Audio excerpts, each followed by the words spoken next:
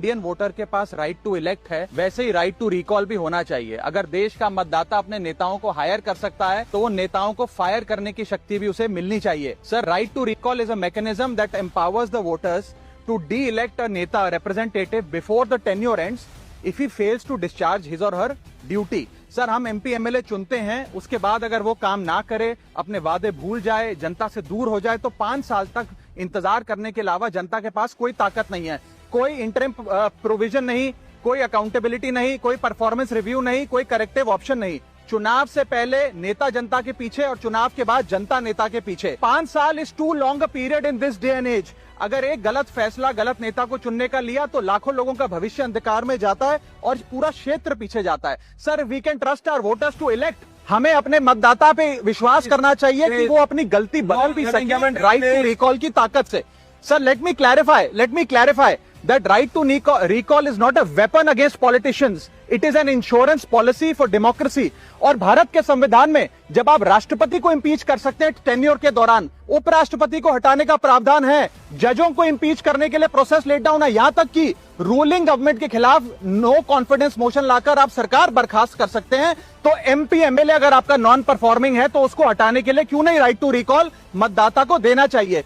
दुनिया की 24 से ज्यादा डेमोक्रेसीज में राइट टू रिकॉल का मैकेनिज्म लागू है, जिसमें यूएस, कनाडा, स्विट्जरलैंड जैसे देश है। मैं आपको उदाहरण देता हूं सर, कैलिफोर्निया में एक गवर्नर क्रिस डेविस नाम के नेता 2002 में चुने गए।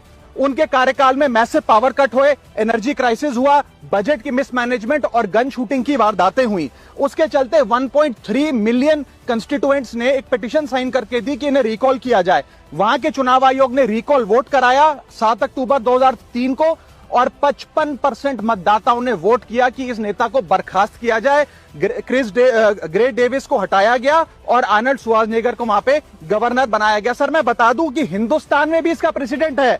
कर्नाटक, मध्य प्रदेश, महाराष्ट्र और राजस्थान में रिकॉल मैकेनिज्म ग्राम पंचायत के स्तर पे लागू है और ग्राम सभा के लोग मतदाता वोट करके उन्हें वापस बुला सकते हैं। सर, लेकिन इसका मिसयूज ना हो इसलिए हमें सेफगार्ड्स भी बनाने पड़ेंगे। एक थ्रेशोल्ड रखना चाहिए कि 35 से 40% मतदाता अगर साइन कर दे तभी राइट टू रिकॉल वोट करवाया जाए।